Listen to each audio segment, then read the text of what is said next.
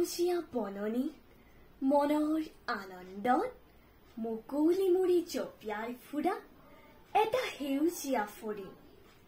তুমি এটা সৰু ল'ৰা। এদিন কি মন গ'ল থাপ মাৰি ধৰি মুখৰ আগত লৈ তাক সুধিলা, ডাগিনী কিমান পানী? সি কিবা এটা বুজি আগঠেং দুখন মেলি দিলে।